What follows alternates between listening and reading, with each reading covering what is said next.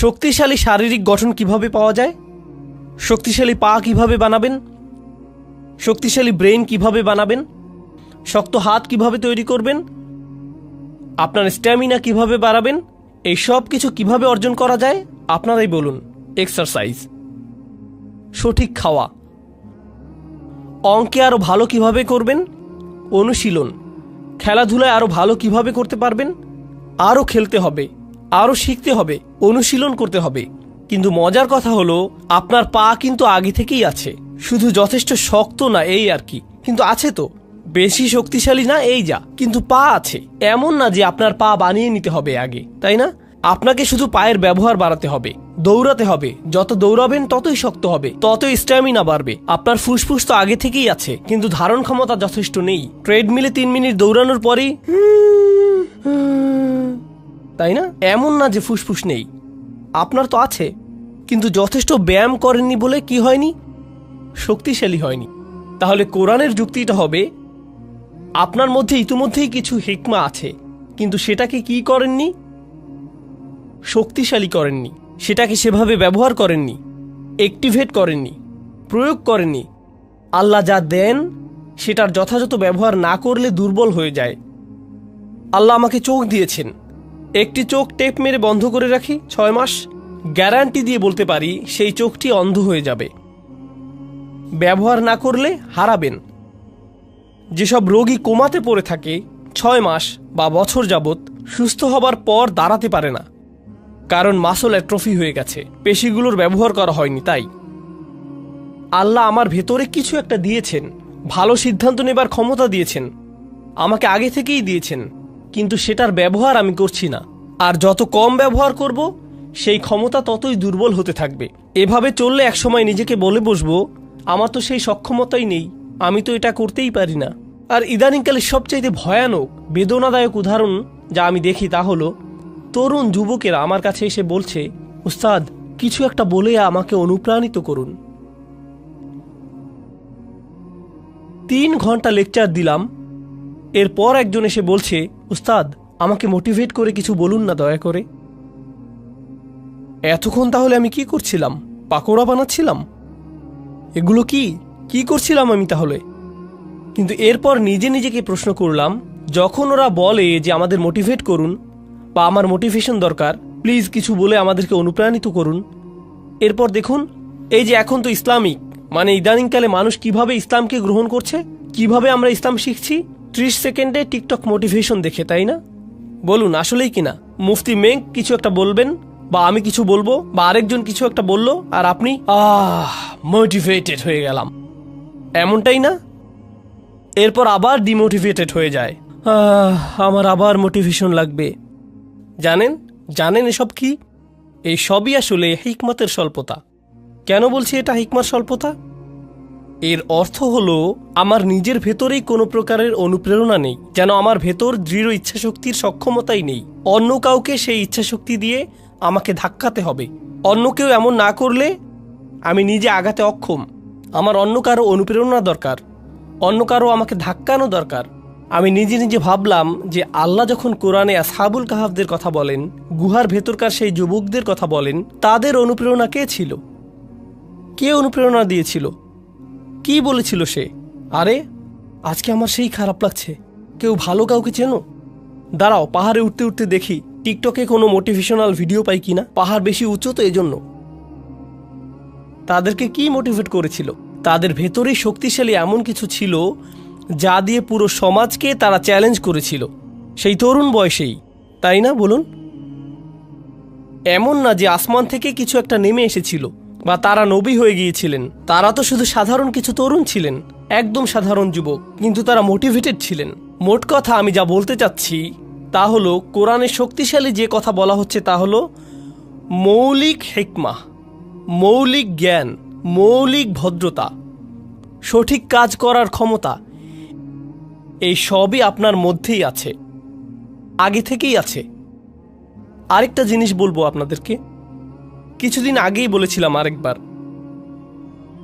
ইদানিং আমি বেশ ফিল্টার্ড হয়ে গেছি, মানে আগের মতো আর ভদ্র নেই আমি। এটা কাজেই লাগছে বেশি। এমন না যে আমি অভদ্র, মানে সরাসরি বলি আর কি, তো একজন তরুণী এলেন আমার কাছে, তখন জার্মানিতে ছিলাম। তো প্রোগ্রামের পর তিনি এসে বললেন, উস্তাদ, আমরা কেন নারী নেতৃত্ব নিয়ে কথা বলি না?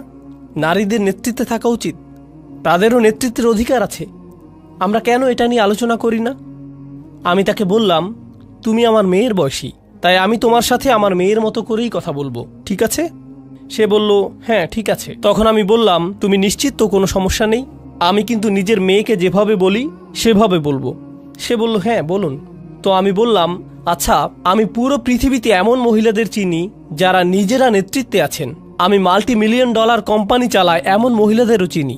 10,000 কর্মচারী আছে এমন মহিলাকেও চিনি। এমন মহিলাকেও চিনি যিনি বিশ্বজুড়ে শত হাজার মানুষের খাবারের ব্যবস্থা করেন। হাসপাতাল চালান এমন মহিলা চিনি। সরকারে আছেন এমন মহিলাদেরও চিনি। বিশ্বে এমন এমন মহিলাদের আমি চিনি। আর জানো তাদের সবার মধ্যে কমন বিষয়টি কি? তারা কখনোই নেতৃত্ব নিয়ে কথা বলেন না, শুধু কাজ করে যান। তো এখন এই উপদেশ সমস্ত পুরুষ মহিলাদের প্রতি, আপনি কিছু বলতে চান নাকি কিছু করতে চান? যত বেশি বলেন আপনাদের জন্য নেতৃত্ব কত গুরুত্বপূর্ণ, সেটা নিয়ে যদি শুধু কথা বলে যেতে থাকেন, তবে 10 বছর পরও এটা নিয়ে কথাই বলতে থাকবেন, যতক্ষণ না পর্যন্ত আপনি খুঁজে বের করে নিচ্ছেন যে কিসের নেতৃত্ব দিতে চান। অন্য কেউ এসে দরজা মেলে ধরবে আর আপনি হেঁটে চলে যাবেন, এমনটা ভাবলে হবে না।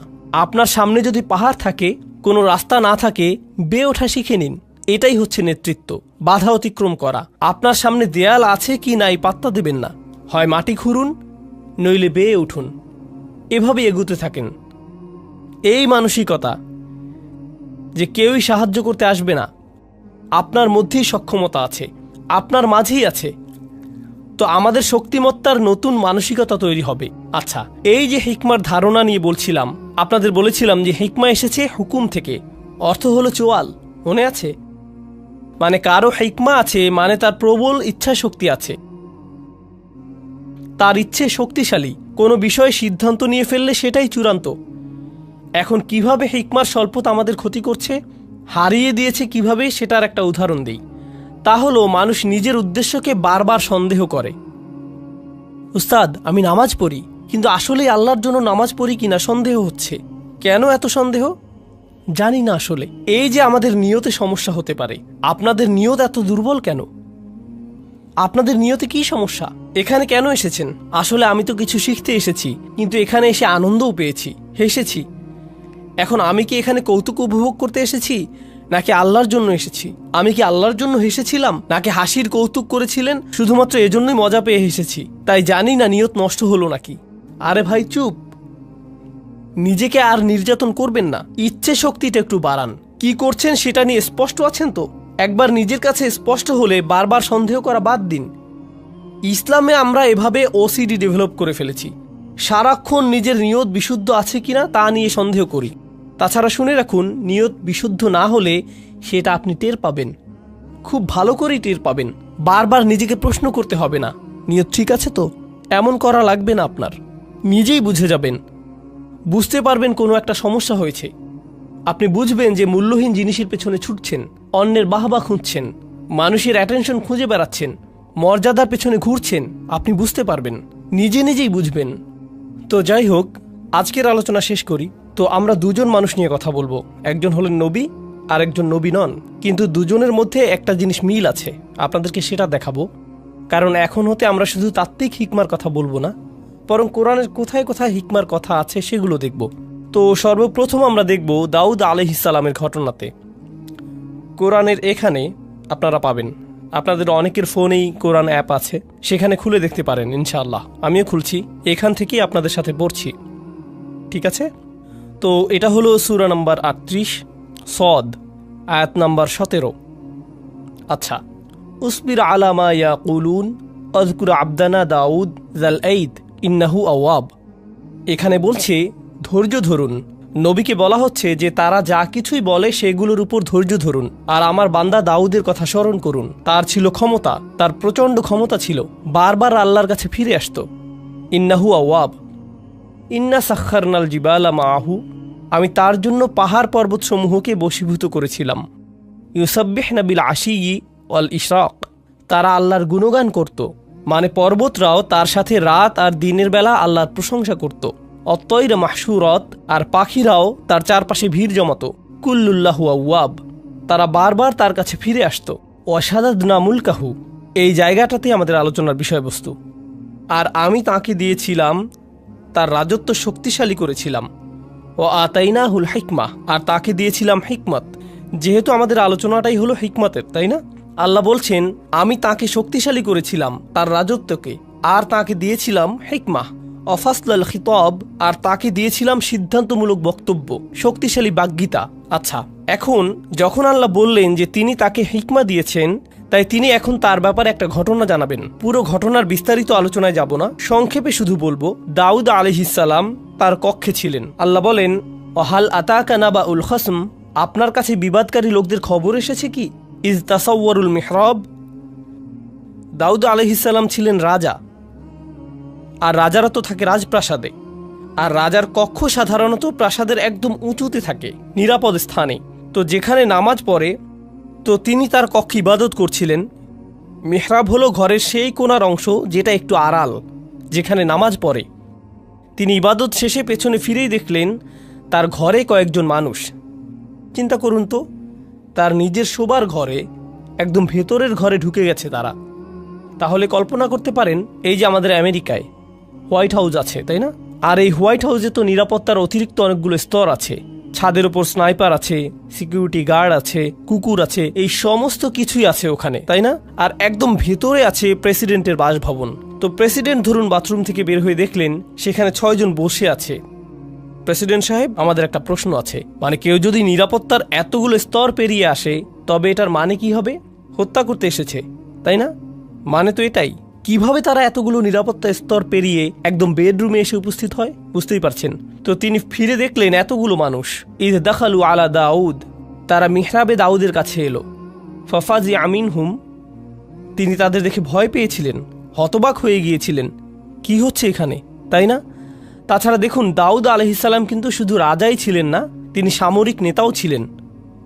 আর সামরিক নেতাদের কিন্তু শত্রু থাকে, আর তাই তারা যদি তাদের ব্যক্তিগত স্থানে কাউকে দেখতে পায়, তবে বুঝে ফেলে যে এখানে হত্যা চেষ্টা হবে। তো তারা বলল লা তাখফ খসমানা বাগা বাদুনা আলা বাদ, আরে না না না, ভয় পাবেন না, আমাদের শুধু একটি সমস্যা হয়েছে, আমরা তো শুধু আপনার পরামর্শ চাই। কোরআনের ঘটনাগুলো ভালোভাবে বোঝার জন্যে আমি যা করি তা হলো নিজেকে সেই অবস্থায় কল্পনা করি। এজন্য আমি কল্পনা করলাম যে এই যে এখানের প্রোগ্রাম শেষ করে আমার হোটেলে ফিরে গেলাম, আমার হোটেল রুমের বাথরুমে গিয়ে ফ্রেশ হয়ে নিলাম, এরপর বের হয়ে দেখি সেখানে আপনাদের 8 জন বসে আছেন আমার বিছানায়। উস্তাদ, তখন আপনার সাথে কথা বলার সুযোগ পাইনি। আমার একজন কাজিন এই হোটেলে কাজ করে, তাই একটি প্রশ্ন আছে। আপনি এক ভিডিওতে বলেছিলেন, আরে আমি তো ওখানে ভয়ে ভূত হয়ে যাব।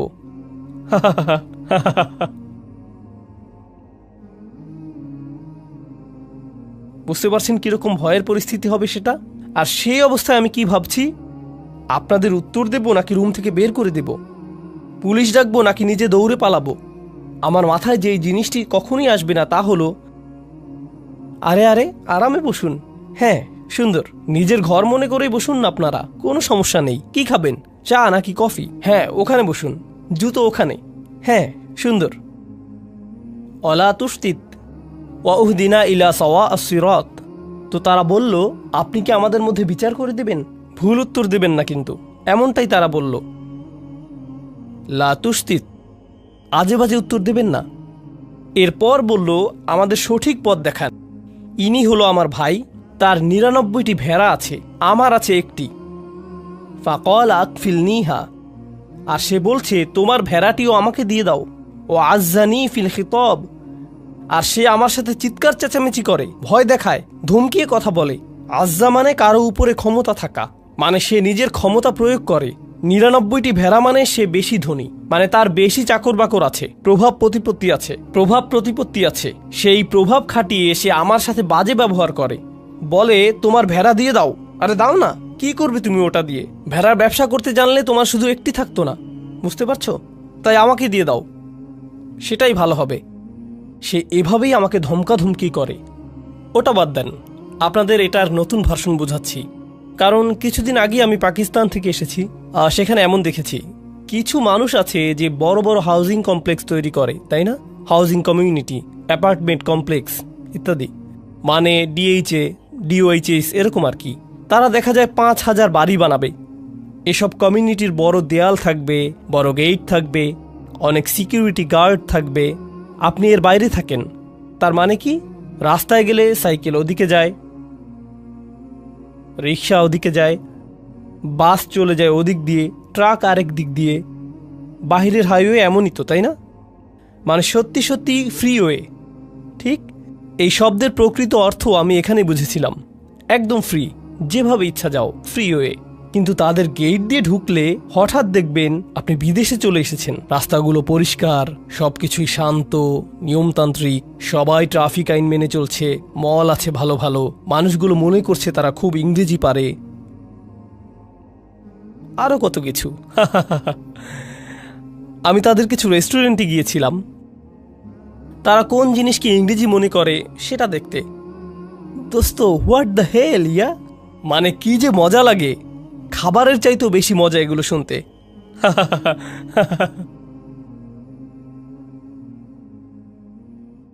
আচ্ছা, তো কোরআনে ফিরে যাই। তো তারা যা করে তা হলো এসব হাউজিং সোসাইটি বানায়, কিন্তু তার মধ্যখানে একজন থাকে খুবই পুরনো জীর্ণ শীর্ণ একটা বাসা নিয়ে। সে এটা বিক্রি করবেই না, তার জমি বিক্রি করার কোনো ইচ্ছেই নেই। তারা তখন কি করে জানেন? তার আশেপাশে সমস্ত জায়গায় বিল্ডিং তুলে দেয়, এমনকি ঘর থেকেও বেরোতে পারে না, কোনো রাস্তা নেই, কিছুই না, ঢুকতেও পারে না। তার একটাই পথ থাকে, বিক্রি করে দেয়া। কারণ তারা ওখানে পুরো জায়গা নিয়ে একটি শপিং মল বানাবে।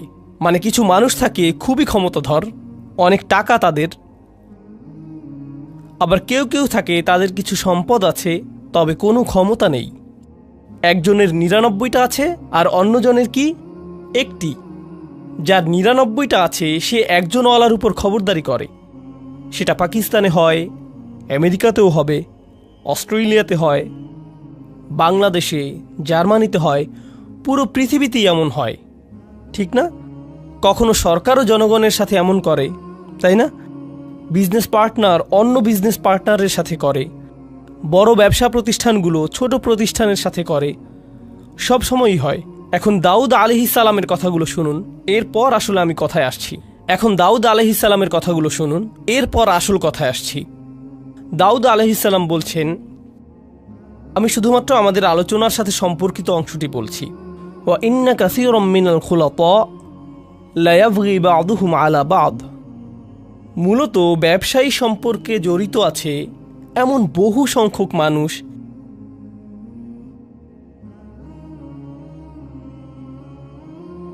আর প্রেক্ষাপট থেকে বুঝতে পারছেন যে কে কার সাথে জুলুম করছে। যার কাছে বেশি আছে সেই দেখা যায় তুলনামূলক দরিদ্রের সাথে জুলুম করে, ঠিক কিনা? আর যার ক্ষমতা আছে সে অন্যদের ভয় দেখায়। এটা সবখানেই হয়। খুলাতা এর মূল অর্থ হলো যেসব মানুষের জীবন একে অন্যের সাথে জড়িত। যেমন ধরুন পরিবার, তাই না? তো ধরুন কোনো এক পরিবারে একজন পিতা আর 6 জন পুত্র আছে, ঠিক আছে? এক পুত্র অন্যদের চাইতে বেশি ধনী আর রাজনৈতিক কানেকশনও আছে, বাকি ভাইদের এমনটা নেই। অথবা দুজনের এরকম আছে, বাকি 4 জনের নেই। এখন উত্তরাধিকার সম্পদ গ্রহণের সময় আসলে বুঝতেই পারছেন কারা কারা তাদের অংশ সঠিকভাবে পাবে না, তাই না? কারণ যাদের ক্ষমতা আছে তারা যাদের ক্ষমতা নেই তাদের সরিয়ে দেবে, কিংবা তাদের হয়তো কিছুই দেবে না, ঠিক কিনা? তো এই ধরনের জিনিস তো ঘটেই। তাই দাউদ আলাইহিস সালাম বলছেন, অনেক ক্ষেত্রে যেসব মানুষ একে অন্যের সাথে সংযুক্ত তারা একে অন্যের ক্ষতি করে থাকে। ঠিক এই বক্তব্যটা দিলেন তিনি। এরপর বললেন, ইল্লাল্লাযীনা আমানু ওয়া আমিলুস সলিহাত ওয়া কলিলুম মা হুম। তবে যারা ঈমান আনে আর ভালো আমল করে তারা ছাড়া, আর তারা সংখ্যায় কতই না কম। অর্থাৎ যারা আসলে ঈমানদার আর ভালো কাজ করে তাদের একটি চিহ্ন হলো যে তারা ব্যবসায়িক চুক্তি নষ্ট করে না। তিনি বললেন, কত কম তারা। দাউদের এই যে কথাটি চিন্তা করে দেখুন, আল্লাহ ব্যাখ্যা করে বলছেন হিকমা জিনিসটা কি।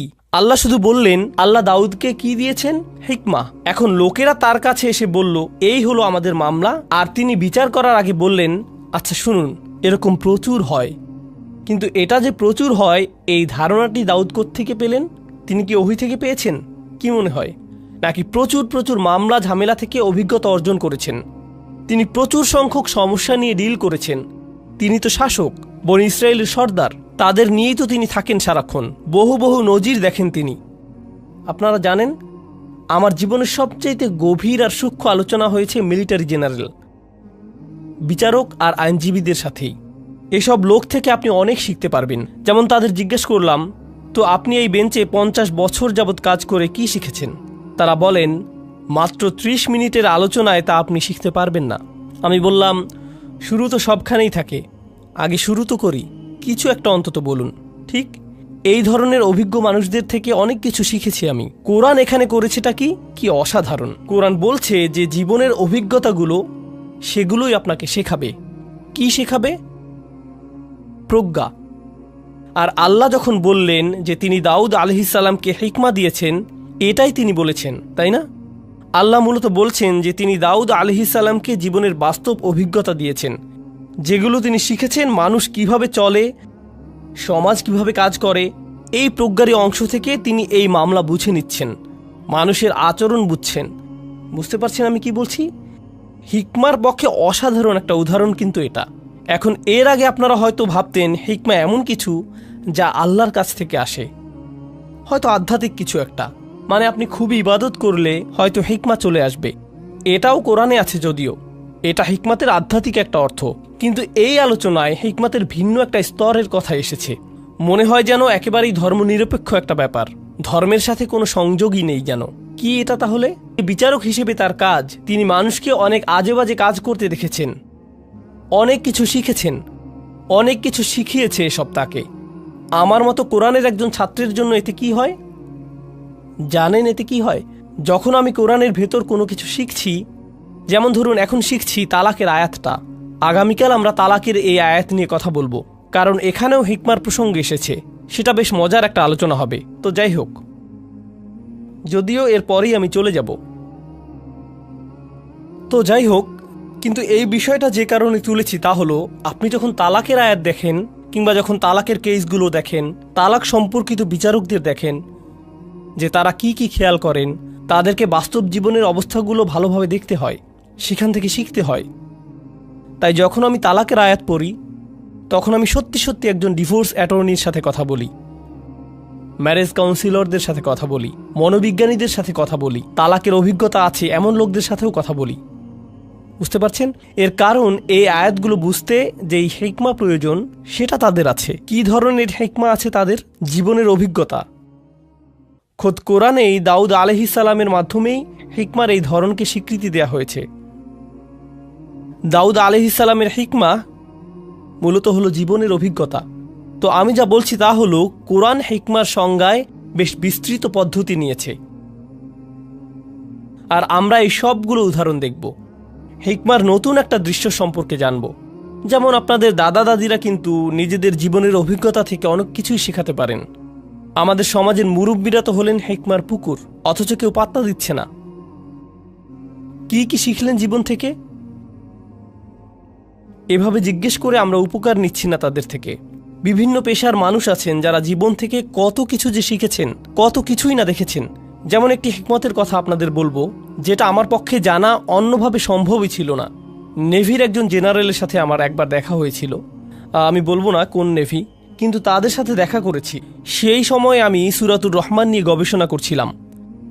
আর সূরা রহমানে আল্লাহ বলেন, মারাজাল বাহরাইনি ইয়ালতাকিয়ান বাইনাহুমা বারযাখুল লা ইয়াবগিয়ান, তাই না? তিনি দুটো সমুদ্রের কথা বলেছেন, যেই দুটো সমুদ্র মিলিত হয়। তার সাথে তিনি মুক্ত আর প্রবালের কথা বললেন। এরপর তিনি পাড়ি দেয়া জাহাজের কথা বললেন, লাহুল জাওয়ারিল মুনশাআতু ফিল বাহরিকাল আলাম। ঠিক এরপরেই তিনি বলেন, কুল্লু মান আলাইহা ফান, সবাই মারা যাবে, সবাইকে মরতে হবে। তো তিনি সাগর নিয়ে কথা বললেন, মৃত্যু নিয়ে কথা বললেন। আমি সবসময় ভাবতাম যে এখানে সাগর আর মৃত্যুর মধ্যে নিশ্চয়ই কোনো সংযোগ আছে। তাহলে যে সাগরেই জীবন পার করেছে তাকে জিজ্ঞেস করার চাইতে ভালো আর কি হবে? তাই আমি সেই জেনারেলকে জিজ্ঞেস করলাম, আপনি তো পুরোটা জীবন সাগরে পার করেছেন, এই আয়াত সম্পর্কে বলুন তো, এটা পড়লে আপনার কি মনে হয়? তিনি বললেন, শুনুন, যখন জাহাজ ডকইয়ার্ড ছেড়ে যায়, সেই নাবিক যখন জাহাজের ডেকে থাকে, তখন এমন একটা দিনও যায় না যে সে ঘুমোতে যাবার পূর্বে বা ঘুম থেকে উঠে প্রথমেই মৃত্যুর কথা মনে করে না। কারণ আপনি হয়তো ভাবছেন আশেপাশে পানি, কিন্তু সে সারাক্ষণই মৃত্যুই দেখতে পাচ্ছে। যে কোনো সময় সুনামি আসতে পারে, জাহাজ নষ্ট হতে পারে, কোনো কিছু আক্রমণ করতে পারে, কিছু একটা হয়ে নিচে ফুটো হয়ে যেতে পারে, মানে যে কোনো কিছুই হতে পারে। ঠিক তো তারা সারাক্ষণই মৃত্যুকেই যেন দেখছে। যে লোক তার জীবন সাগরে পার করে দিয়েছে, তার কাছ থেকে এই প্রজ্ঞা না পেলে আমি কিন্তু কখনোই সাগর আর মৃত্যুর মাঝে এই যে অসাধারণ সূক্ষ্ম সম্পর্ক, সেটা ধারণাই করতে পারতাম না। তারাই কিন্তু একদম নিজের অভিজ্ঞতা থেকে বুঝিয়ে দিতে পারবেন ওর মধ্যে সম্পর্কের কথা। এই গুরুত্বপূর্ণ জিনিসটাই আমি চাচ্ছিলাম আজকে আপনাদেরকে বোঝাতে। এই যে হিকমা আর জীবনের অভিজ্ঞতার মাঝে সম্পর্কটি, এটা কিন্তু কোরআনেই আছে। পরের ঘটনাটি হয়তো বলার সময়ই পাবো না আজকে। আচ্ছা, তবুও একদম সংক্ষেপে বলি। এই দ্বিতীয় ঘটনাটি হলো আধ্যাত্মিক প্রজ্ঞা সম্পর্কিত, জীবনের অভিজ্ঞতা প্রসূত প্রজ্ঞা নয়। কি সম্পর্কিত? আধ্যাত্মিক হিকমা। তা কোরআন থেকে নয়, ওহী থেকে নয়, নবুয়ত থেকেও নয়, বরং সেটা আসছে লুকমানের উদাহরণ থেকে। আল্লাহ লুকমানকে হিকমা দিয়েছিলেন, কিন্তু সেই হিকমা কী ছিল? পুরো দুনিয়া সম্পর্কে চিন্তাভাবনা করার পর, জীবন নিয়ে ভাবার পর, একজন পিতা হবার পর যেই হিকমা লুকমানের এলো, তা হচ্ছে আপনাকে শুধু শুকরগুজার হতে হবে। আনিশকুরলিল্লাহ, শুকরগুজার হতে হবে আপনাকে। এখন যে কোনো বাবা মাই কিন্তু এটা জানেন, জীবন কি সহজ নাকি কঠিন? জীবন অনেক কঠিন। জীবনের প্রত্যেক ধাপই নিজস্ব এক কাঠিন্য নিয়ে আসে। সন্তান প্রতিপালন আরেক ধরনের কঠিন কাজ। বাচ্চাদের যখন বয়স বাড়ে, তাদের প্রত্যেক বয়সে জীবন নতুন নতুন জটিলতা নিয়ে হাজির হয়। আপনি ভাবছেন এখনই সবচাইতে কঠিন ধাপ, কিন্তু পরের বছর ভাবেন, আরে এই বছর তো আরো অনেক কঠিন। আপনি যখন ডায়পার বদলাচ্ছেন, তখন বলেন, হায় আল্লাহ, এই বাচ্চা এত ডায়পার কিভাবে নষ্ট করে, তাই না? কবে শেষ হবে এই কষ্ট? এই পিতামাতায় যারা একটা সময়ে ঘুমের অভাবে মরেই যাচ্ছিল, 2 ঘন্টা পর পর উঠতে হচ্ছে, ঢেকুর তুলে দিতে হচ্ছে, ন্যাপি পরিষ্কার করতে হচ্ছে, আরও কত কি। 19 বছর পর তারাই আবার বলেন, যখন তোর ডায়াপার পরিষ্কার করতাম সেই সময়টা মিস করি, তখনই তুই ভালো ছিলি, আর এখন তো জ্বালা সহ্য করতে হয়।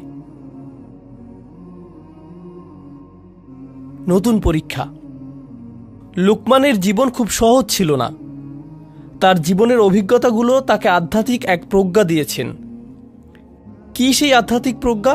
আল্লাহর প্রতি কৃতজ্ঞ হও।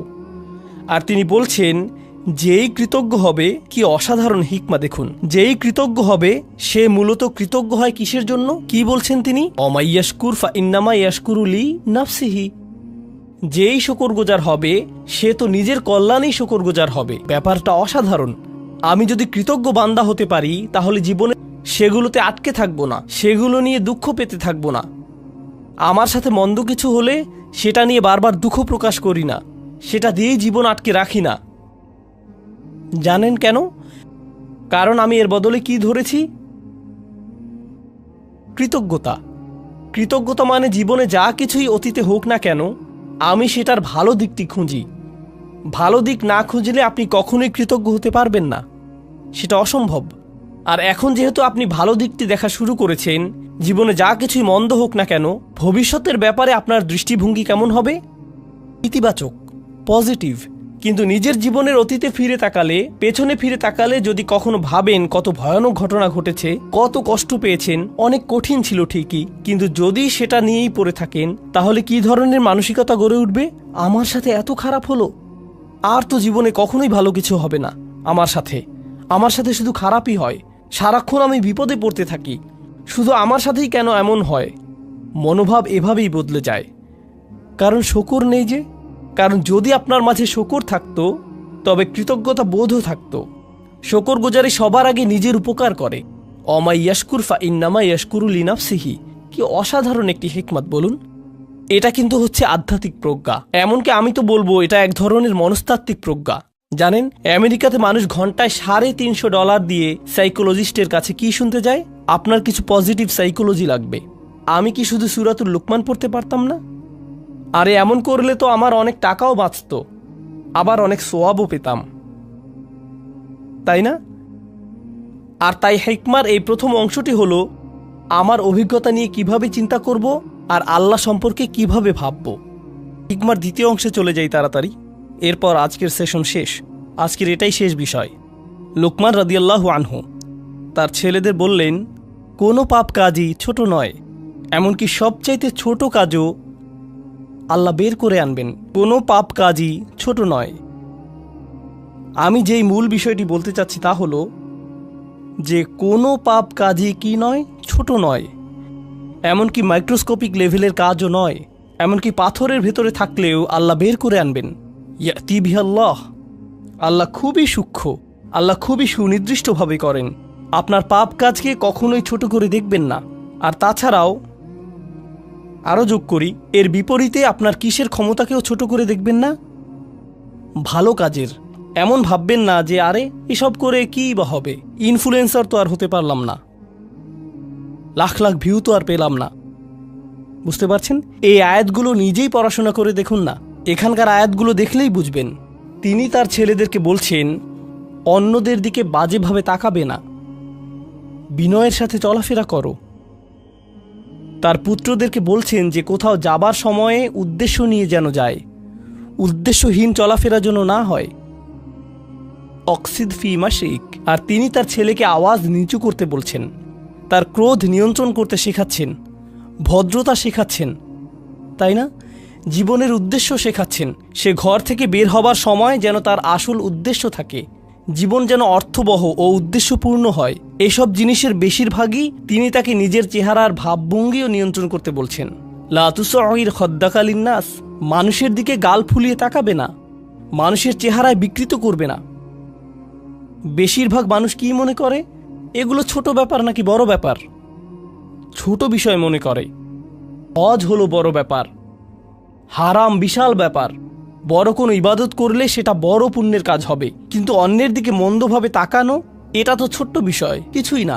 আর এই যে প্রজ্ঞা, তার থেকে কি নিজের ছেলেদেরকে শিখিয়েছেন? সবচাইতে ক্ষুদ্র জিনিসকেও ছোট করে দেখো না। এরপর তিনি উদাহরণ দিলেন এমন সব কাজের সেগুলো মানুষ ছোট মনে করে, কিন্তু আসলে সেগুলো বিশাল কিছু। আল্লাহর চোখে সেগুলো মূল্যবান। আপনি কিভাবে কথা বলেন, কিভাবে চলেন ফেরেন, আপনার মুখভঙ্গি কেমন, নিজের গলার স্বর কিভাবে ব্যবহার করেন, কি ভাষায় কথা বলেন সবার সাথে। ইন্না আনকারাল আসওয়াতি লা সাউতুল হামির। তিনি এই প্রজ্ঞা, এই আধ্যাত্মিক হিকমা শিখেছেন কিভাবে? কোনো ওহী থেকে কিন্তু তিনি এই হিকমা শিখেননি। এছাড়া মজার বিষয় হলো, অনেক মানুষ দেখবেন আপনারা যারা নিজেরা মুসলিম না হলেও লুকমানের উপদেশ মেনে চলে, তারা অন্যদের সাথে সদয় ভদ্র ব্যবহার করে, তারা উদ্দেশ্যপূর্ণ, তাই না? অন্যদের ছোট করে দেখেন না, তারা অন্য কারো উপর গলার স্বর উঁচু করে না। তাদের সব গুণ আছে। এই গুণগুলো তারা কোত্থেকে পেয়েছে? মাঝে মাঝে হয়তো মনে হয় এদের তো ইমানই নেই, তবুও কিভাবে ইসলামিক মূল্যবোধ পেল তারা? কারণ হলো হিকমাহ, সার্বজনীন বিষয়। কারণ হিকমাহ হলো সার্বজনীন বিষয়। আল্লাহ যাকে চান তাকে এটা দিতে পারেন। তো এর সাথে আজকের সেশন আমরা শেষ করছি ইনশাআল্লাহ। বারাকাল্লাহু লি ওয়া লাকুম। আসসালামু আলাইকুম ওয়া রাহমাতুল্লাহি তাআলা ওয়া বারাকাতুহু।